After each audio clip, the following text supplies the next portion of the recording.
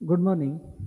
आजच्या या तिसऱ्या सेशनमध्ये ज्याच्यामध्ये आपण practical problem of partnership form पाहिलेत.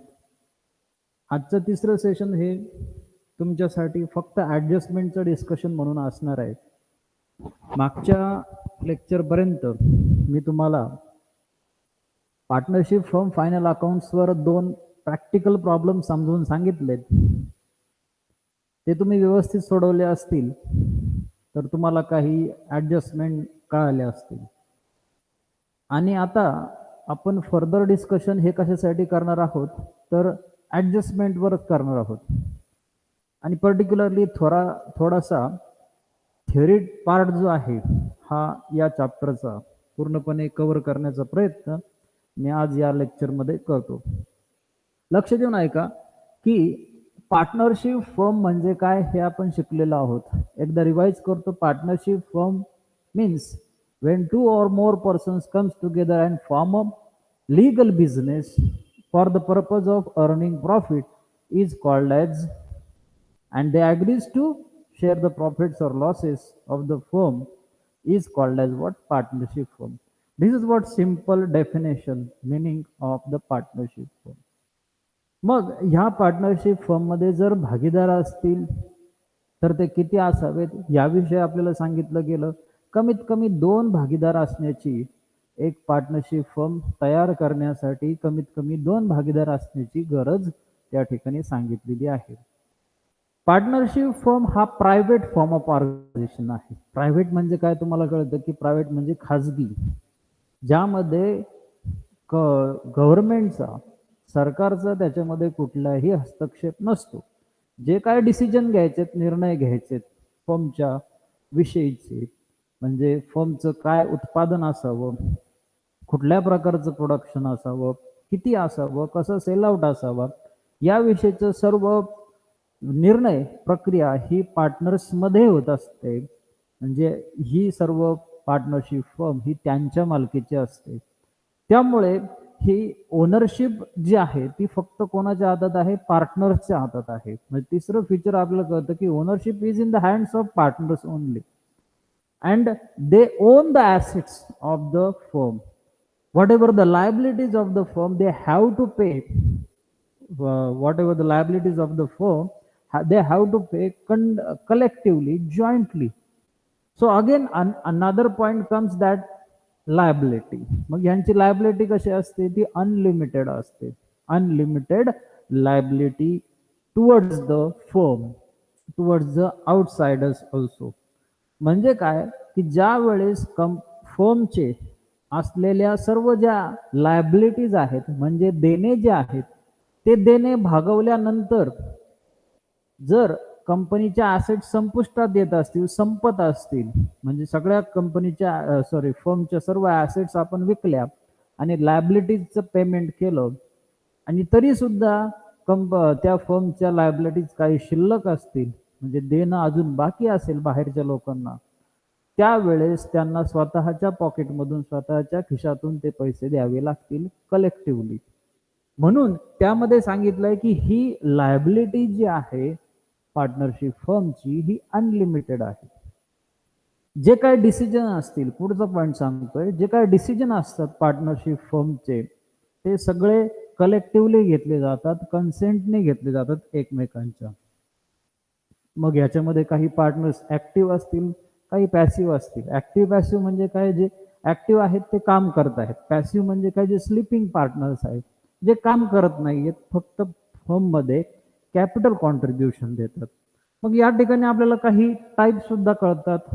नॉमिनल पार्टनर आहे, पार्टनर बाय इस्टॉपेल आहे, पार्टनर इन प्रॉफिट ओनली आहे. अशा प्रकारचे हे मायनर एक पार्टनर आहे. अशा प्रकारचे हे टाईप्स पण असतात की ज्याप्रमाणे प्रत्येक पार्टनरचा रोल, प्रत्येक पार्टनरची सहभाग त्या फर्ममध्ये वेगवेगळा दिसून येतो. ह्याच्या व्यतिरिक्त आपण असंही अभ्यासलं, हे सर्व फीचर्स झाले. Unlimited liability, decision making, ownership, membership, who is the owner of the partner, how it is a liability of the partnership firm. हे सर्व आपण काय पाहिलं? त्याचे फीचर्स पाहिलेत. हे रेग्युलरली आपण अभ्यासलेलेच आहेत. मागच्या वर्षी सुद्धा SP मध्ये. आता यावर्षी पार्टनरशिप फर्मच्या फीचर्स व्यतिरिक्त तुम्हाला पुढचे जे फायनल अकाउंट जे तयार करायचे आहेत ते पार्टनरशिप फर्मचे तयार करायचे आहेत. मागच्या वर्षी सोल ट्रेडिंग कन्सर्नचे तयार केले, म्हणजे एकल व्यापारी संस्थेचे तयार केले, जी सुद्धा प्रायव्हेट फॉर्म ऑफ ऑर्गनायझेशन आहे, म्हणजे खाजगी आहे. परंतु त्याच्यामध्ये एकच व्यक्ती सर्व व्यवहार करत होता. डिसिजन मेकिंग पॉवर एकाच व्यक्तीच्या हातात होती. निर्णय क्षमता एकाच व्यक्तीची कमी पडत होती. म्हणून त्याचे मॅनेजरल स्किल्स कमी पडतात. त्याची निर्णय क्षमता पूर्ण क्षमतेने तो काम करू शकत नाही. तिसरी गोष्ट, त्याचं कॅपिटल कॉन्ट्रीब्युशन कमी पडते. या सर्व गोष्टींचे लिमिटेशन्सवर हे काय झाले, सर्व त्याचे लिमिटेशन्स, त्याचं मॅनेजर स्किल एकट्याचं कमी असणार, कॅपिटल कॉन्ट्रीब्युशन एकट्याचं कमी असणार. म्हणून आणि गुडविल एक आहे, गुडविल एक भाग असतो की प्रत्येक व्यक्तीचं गुडविल, समजा 4-5 व्यक्ती एकत्र आल्या तर प्रत्येकाच्या नावलौकिकानुसार ते काम करतील. काहींचं नसेलही, परंतु काही व्यक्तींचं नावलौकिक जो समाजात असतो, पब्लिक कॉन्टॅक्ट जे असतात, त्याचा उपयोग या फर्मच्या भरभराटीसाठी, प्रोग्रेससाठी, प्रगतीसाठी केला गेला पाहिजे. म्हणून गुडविल म्हणून, मॅनेजर स्किल्स म्हणून, आणि तिसरा प्रश्न असा की कॅपिटल कॉन्ट्रीब्युशन. मग ह्या तीनही गोष्टींचे जे लिमिटेशन्स होते त्यावर मात करण्यासाठी जो नवीन फॉर्म ऑफ ऑर्गनायझेशन आला तो म्हणजे पार्टनरशिप फर्म. मग ह्या पार्टनरशिप फर्मचे फायनल अकाउंट्स कसे मेंटेन केले जातात, जसं तुम्ही मागच्या वर्षी अभ्यासलं की जर्नल, लेजर, या सर्व पायऱ्या आहेत. जर्नलायझेशन केलं जातं, नंतर लेजर एंट्रीज केलं, लेजर पोस्टिंग केले जातात, लेजर पोस्टिंग मधून ट्रायल बॅलन्स तयार केलं जातं, ट्रायल बॅलन्स मधून फायनल अकाउंट्स तयार केले जातात. ह्या वर्षी आपल्याला ट्रायल बॅलन्स वरून पार्टनरशिपचे हे फायनल अकाउंट्स तयार करायचे आहे. मग एक्झॅक्टली फायनल अकाउंट्स मध्ये काय काय असतं, मी आता हे सर्व पुन्हा एकदा रिवाइज करतो. बऱ्याच विद्यार्थ्यांना या गोष्टीविषयी कल्पना असेल, थोडंसं रिपिटेशन गरजेचं आहे की जेणेकरून तुम्हाला जे ऑब्जेक्टिव्ह क्वेश्चन आहेत, MCQ आहेत, 15 मार्काला असतात परीक्षेमध्ये, ते तुम्हाला सहजपणे लक्षात ठेवता येतील. काही लेक्चर्स मधून ते पुन्हा रिकॉल करता येतात, म्हणून ह्या गोष्टी सर्व आज रेकॉर्ड करत आहेत. पहा की मी तुम्हाला सांगत होतो की फायनल अकाउंटसाठी बेस कोणता असतो, तर तो असतो ट्रायल बॅलन्स. म्हणून पहिली कन्सेप्ट आज आपण पाहतोय की trial balance. What is trial balance? Trial balance is a list of all ledger accounts. याची सुद्धा डेफिनेशन तुमच्या 12वीच्या पुस्तकात आहे. Trial balance is a list of balances of all ledger accounts. Balances म्हणजे काय आणि कधी झालेले बॅलन्सेस, कधी काढतो आपण बॅलन्सेस काढतो आपण 31 मार्चला, किंवा जेव्हा आपल्याला बुक्स ऑफ अकाउंट्स क्लोज करायचे असतील, जेव्हा आपल्याला फायनान्शियल रिपोर्ट्स तयार करायचे असतील तेव्हा. मग मी असं का म्हणतो की 31 मार्च हीच डेट आजपर्यंत आपण पाहतोय, तर तसं नाहीये. ऍडमिशन, रिटायरमेंट, डेथ आठवा, त्यामध्ये नवीन पार्टनर ऍडमिट झाला त्यावेळेस आपण बॅलन्स शीट कधी तयार केलंय, मध्यंतरी तयार केलंय. जेव्हा ऍडमिशन झालं पार्टनरचं, जेव्हा रिटायर झाला पार्टनर, जेव्हा डेथ झाली पार्टनरची तेव्हा. मग असं होऊ शकतं की काही ठिकाणी फायनल अकाउंट्स सुद्धा मध्यंतरी तयार करावे लागतील. मग कधी, जेव्हा कंपनी बंद केली जाऊ शकते त्यावेळेस. मग आता हे 31 मार्चला generally on 31st March, on the basis of all balances of ledger accounts, we prepare the trial balance, and on that balances we balance all accounts, we balance all ledger accounts on this date, generally on this date, and we prepare what? Trial balance. मग ती list जी असते ledger अकाउंट्सची, काही ledger accounts debit balance दाखवतात, काही credit balance दाखवतात. मग कोणते accounts debit balance दाखवतात, कोणते क्रेडिट बॅलन्स दाखवतात, याविषयी थोडंसं डिस्कशन करूया. 31 मार्चला हे ट्रायल बॅलन्स तयार केलं जातं, म्हणून आपण टायटल टाकतो trial balance as on 31 March dash dash dash, whatever the date, 2019 आपण आजपर्यंत पाहिलंय 2-3 प्रॉब्लेम्स मध्ये. आता मग ट्रायल बॅलन्स या तारखेला तयार केला. 2 फॉर्मॅट पाहिले. मागच्या प्रॉब्लेम मध्ये जर्नल फॉर्मॅट पाहिलाय, आणि जनरली जो दिलेला असतो तो कोणता फॉर्मॅट आहे? Ledger format. मग त्याच्यामध्ये पर्टिक्युलर डेबिट बॅलन्स आणि पर्टिक्युलर्स क्रेडिट अमाऊंट किंवा क्रेडिट बॅलन्स अशा प्रकारे लिहिलेलं असतं. याला लेजर फॉर्मॅट म्हणायचं. ट्रायल बॅलन्सचा लेजर फॉर्मॅट. ट्रायल बॅलन्स हे एक अकाउंट नाहीये, ते एक स्टेटमेंट आहे, हेही लक्षात ठेवा. जरी त्याला डेबिट साईड आहे, क्रेडिट साईड आहे, तिथे डेबिट क्रेडिट साईड नसून फक्त बॅलन्सेस आहेत ते लिहिलेले. ते कुठलं अकाउंट नाही, या ठिकाणी पोस्टिंग केल्या जात नाहीत. या स्टेटमेंटमध्ये फक्त हे लेजर अकाउंटचे बॅलन्सेस लिहिले जातात, रेकॉर्ड ठेवला जातो at the end of the accounting year, that is on 31 March. मग डेबिट साईडला तुम्हाला काय काय दिसतं? डेबिट साईडला जनरली तुम्हाला ओपनिंग स्टॉक दिसतो. नंतर तुम्हाला दिसतात परचेसेस. नंतर तुम्हाला दिसतात सर्व ॲसेट्स. मी एक ब्रॉड हेड सांगतोय तुम्हाला आता. ॲसेट्स दिसतात. कोणत्या कोणत्या ॲसेट असतात? लँड अँड बिल्डिंग असते, प्लांट अँड मशिनरी असते, फर्निचर असतं.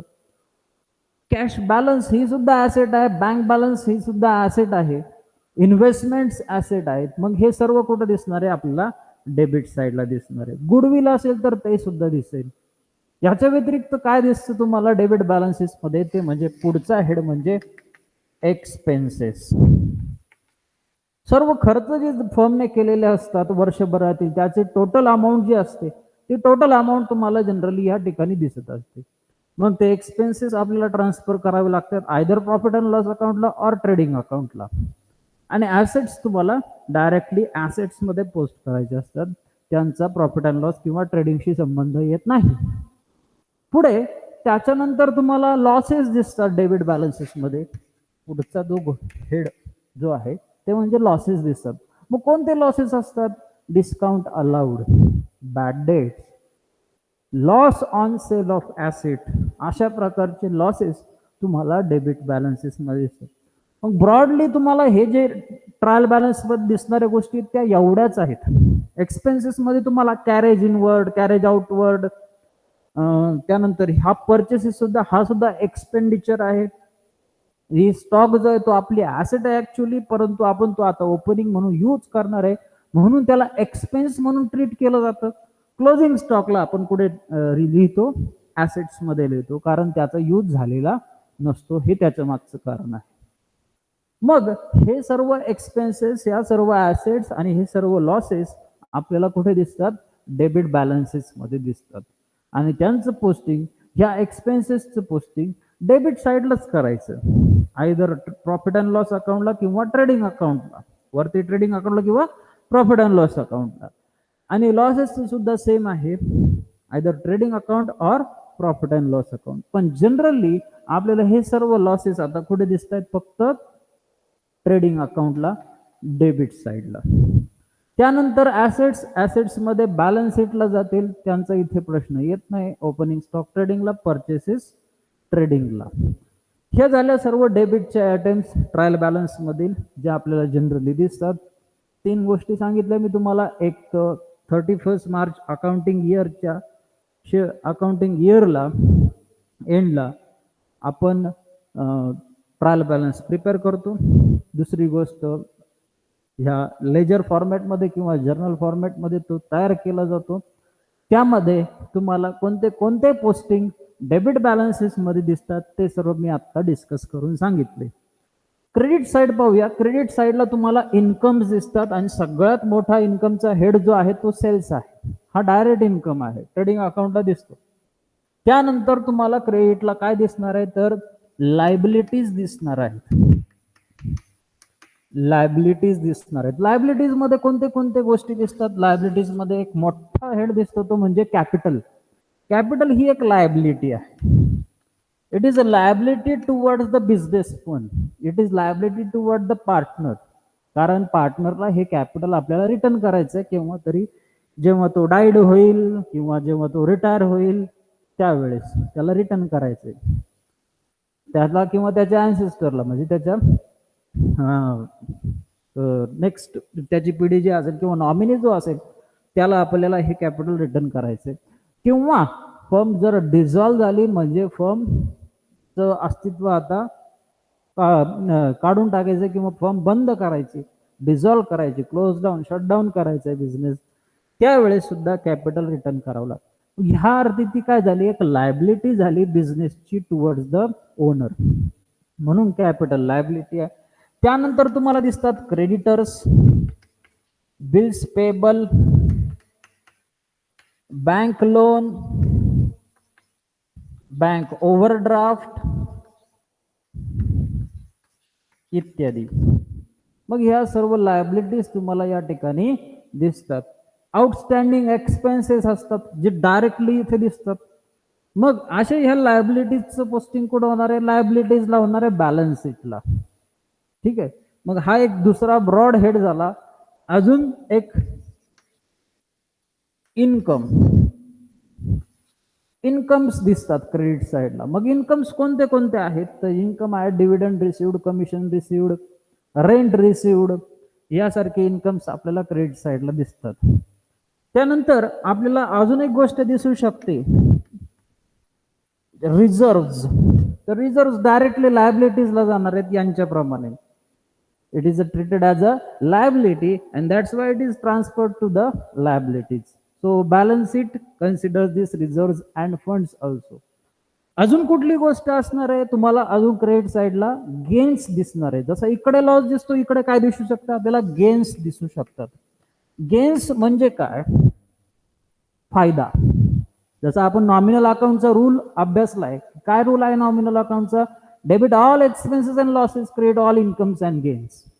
म्हणजे हा जो गेन आहे, फायदा जो आहे, त्याला क्रेडिट दिलेलं आहे, बरोबर. जसं त्या ठिकाणी रूल आहे तोच रूल आहे. It is the magic of accounting, it follows it's rule it self. हे ऑटोमॅटिकली आपापले रूल्स फॉलो करतं. म्हणजे जर तुम्हाला त्याचे रूल्स व्यवस्थित माहीत असेल, तुम्ही त्याची जर्नल एंट्री बरोबर केली, तर ऑटोमॅटिकली तुम्हाला रिझल्ट याचे सर्व आयटम्स ज्या त्या ठिकाणी सापडतील.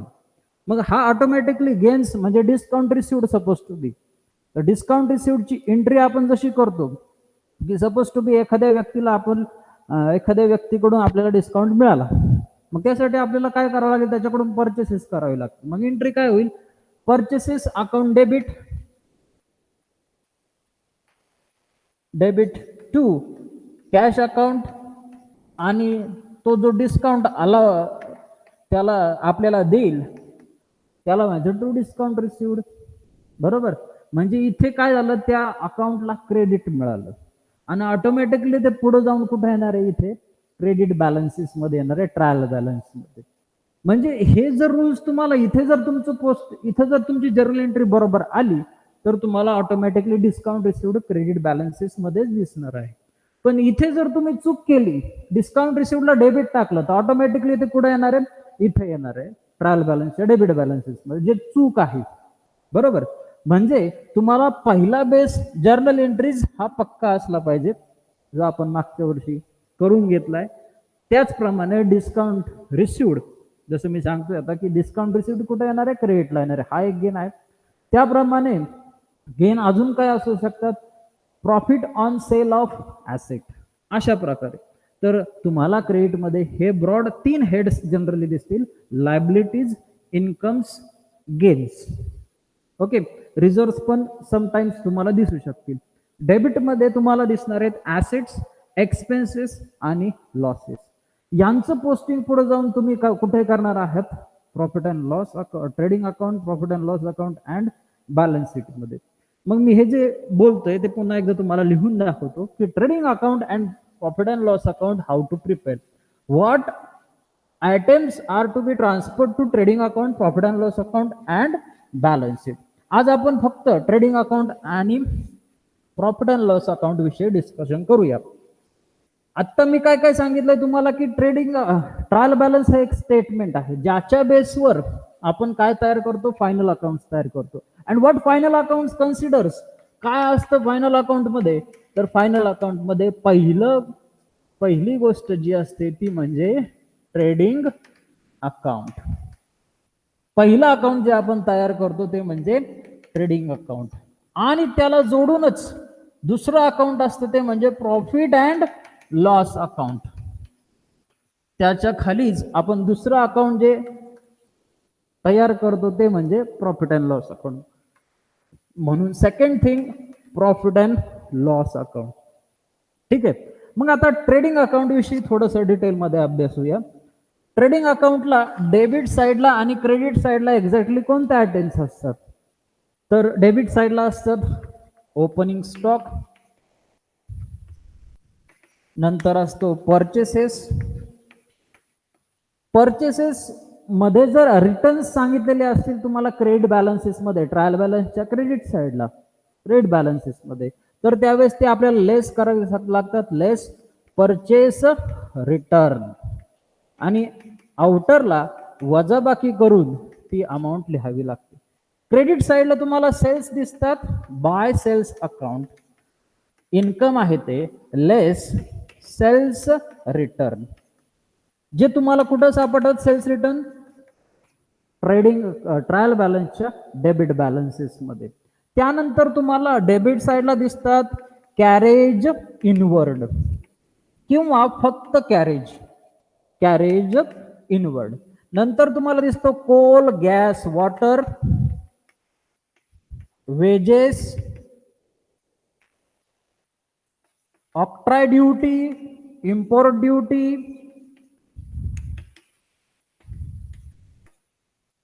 Import duty,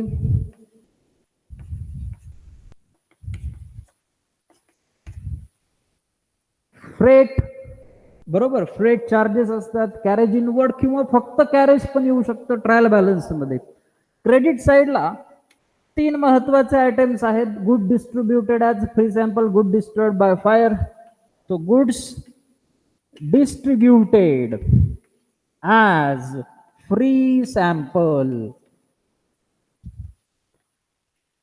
bye goods destroyed by fire, जे कालच्या केसमध्ये आपण पाहिलंय, कालच्या प्रॉब्लेम मध्ये, by good destroyed by fire. Total जी अमाऊंट असेल ती इथं आपण ट्रान्सफर केलेली आहे. बाय गुड्स टेकन ओव्हर, आणि एक चौथा एक असतो जनरली येत नाही, गुड्स स्टोलन म्हणजे चोरीला गेले. टेकन ओव्हर म्हणजे एखाद्या पार्टनरने स्वतःच्या पर्सनल यूज साठी जर गुड्स वापरले असतील तर गुड्स टेकन ओव्हर. आणि फायनली शेवटचा आयटम येतो तो म्हणजे क्लोजिंग स्टॉक. आता ह्या 5 आयटम विषयी मी तुमच्याशी बोलणार आहे की गुड्स. ओके, पहिल्यांदा हे सांगतो की ओपनिंग स्टॉक जो असतो तो लास्ट इयरचा क्लोजिंग स्टॉक आहे. ह्या वर्षी आपण त्याचा यूज करायला लागलो म्हणून तो एक्सपेंडिचर होणार त्याचं, म्हणून डेबिटला आला. ठीक आहे. करंट इयरला आपण अजून कच्चा माल खरेदी केला, हा मागच्या वर्षीचा कच्चा मालचा स्टॉक होता. आता खरेदी केलेला 2 परचेसेस आपण पुन्हा त्याच्यात टाकलेला आहे. म्हणजे असा टोटल जो झाला असेल, समजा मागच्या वर्षीचा ओपनिंग स्टॉक होता 20,000 रुपये, करंट इयरला आपण खरेदी केला 1,00,000 रुपये वर्षभरामध्ये. वर्षभरामध्ये परचेसेस किती केले मटेरियलचे आपण? 1,00,000 रुपये. ठीक आहे. मग 1,20,000 एवढा आपला माल वर्षभरात होता. त्यापैकी सेल किती केला आपण? सपोज टू बी सेल करण्याची किंमत होती 2,00,000 रुपये, परंतु त्याची actual cost suppose to be होती 40,000 रुपये. प्रॉफिटने विकला 1,00,000ला. ठीक आहे, मी तुम्हाला सेलची व्हॅल्यू नाही सांगत आहे, मी फक्त तुम्हाला कॉस्ट सांगतोय. ठीक आहे. 40,000ची जो कॉस्ट होती, 1,20,000 पैकी 40,000चा माल 2,00,000ला विकला, परंतु विकला किती विकला गेलेला आहे? 40,000चा विकला गेलेला आहे. ठीक आहे. म्हणजे 1,20,000तून 40,000 गेले, 80,000चा माल तुमच्याकडे होता. त्यापैकी तुमच्याकडे 80,000चा जो माल होता त्यापैकी काही माल काय झाला? Goods distributed as a free sample, free sample म्हणून द्यावा लागला प्रमोशनसाठी, ॲडव्हर्टाइजमेंटसाठी, जाहिरातीसाठी. मग तुम्ही त्यासाठी काय कराल? इथे 5,000 दाखवाल. किती दाखवाल? Suppose to be 5,000. मग तुमचा क्लोजिंग स्टॉक किती राहील? 75,000. तुमच्या क्लोजिंग स्टॉकची कॉस्ट किती राहील? जे आपण पाहतो ना कॉस्ट ऑर मार्केट प्राइस, तीच ही कॉस्ट किती राहिली? 75,000 राहिली. म्हणजे मी या ठिकाणी काय केलं एक्झॅक्टली, एक तुमच्या समोर केस मांडलेली आहे की ओपनिंग स्टॉक आणि परचेसेस यांचा एक्सपेंडिचर होणार आहे, खरेदी करून ठेवलेले आहे. म्हणून आपण डेबिटला मांडले. जे बाहेर जाणार आहेत, विकले जाणार आहेत, ते क्रेडिटला मांडले. जे विक्री नाही झाले परंतु ज्यांचा विनियोग कोणत्या तरी मार्गे झालाय किंवा डॅमेज झाले, कोणीतरी चोरीला नेले, कोणीतरी टेक ओव्हर केले कोणत्या तरी पार्टनरने, किंवा as a destroyed by fire म्हणजे जळून गेले, म्हणजे ज्यांचा विनियोग झालेला आहे, ज्यांचा वापर झालेला आहे आणि जे वापरले नाही गेले परंतु नुकसान झालं, त्या सर्वांचा हिशोब आपल्याला क्रेडिट साईडला द्यायचा आहे. आणि फायनली जो स्टॉक अनयुज्ड राहतो, शिल्लक राहतो, त्या शिल्लक स्टॉकला आपण खाली लिहिणार आहोत ऍज अ क्लोजिंग स्टॉक. मग जनरली हा शेवटी 31 मार्चला काउंट केला जातो, स्टोअरमध्ये काउंट केला जातो, त्याची व्हॅल्यू काढली जाते आणि ती व्हॅल्यू जी असते ती क्लोजिंग स्टॉक म्हणून ऍडजस्टमेंट मध्ये तुम्हाला दिली जाते. काय ऍडजस्टमेंट मध्ये दिली जाते? कारण ती 31 मार्च नंतर आपण काउंट केलेली आहे, 31 मार्चला काउंट केलेली आहे. तोपर्यंत तिचा हिशोब आपल्याला माहिती नव्हता, कारण लास्ट डेला पण ट्रान्झॅक्शन होऊ शकतो. म्हणून closing stock generally given in your adjustments. आणि फायनली या ट्रेडिंग अकाउंटचा जो रिझल्ट असतो, क्रेडिट आणि डेबिट यांची बॅलन्सेस करून जो क्रेडिट साईड जर जास्त असेल डेबिट पेक्षा, तर त्याला म्हणतो आपण ग्रॉस प्रॉफिट. आणि जर डेबिट साईड क्रेडिट पेक्षा जास्त असेल त्याला म्हणतो आपण बाय ग्रॉस लॉस. ओके, आणि टोटल घ्यायची. मग ह्याच्यामधून तुम्हाला एक स्टेटमेंटचा रिझल्ट माहित पडतो, आयदर ग्रॉस प्रॉफिट और ग्रॉस लॉस, ढोबळ नफा किंवा ढोबळ तोटा, जो ट्रान्सफर कुठे केला होता प्रॉफिट अँड लॉस अकाउंटला. आता मी हे जे वाक्य सांगितले ही अशीच तुम्हाला परीक्षेत विचारली जातात. What is gross profit? It is a credit balance on trading account. What is gross loss? It is a debit balance on trading account. And where it is transferred? It is transferred to profit and loss account. So this was the things which we have to discuss for today. Particularly Marathi medium साठी मी आज हे lecture पूर्ण मराठीमध्ये घेतलेलं आहे. English medium विद्यार्थ्यांनी सुद्धा ऐकावं. प्रॉफिट अँड लॉस ट्रेडिंग अकाउंटला direct expenses and direct incomes घेतले जातात, हेही तुम्हाला माहिती आहे. आजच्या या लेक्चरमधील सर्व गोष्टी तुम्ही व्हिडिओ रिवाइज करून लिहून घ्या, कारण ह्या तुम्हाला लाईफ टाईम साठी महत्त्वाच्या आहेत, ऐकायच्या आहेत, पुन्हा पुन्हा वापरायच्या आहेत तुमच्या प्रॅक्टिकल नॉलेजमध्ये. धन्यवाद हे लेक्चर ऐकल्याबद्दल.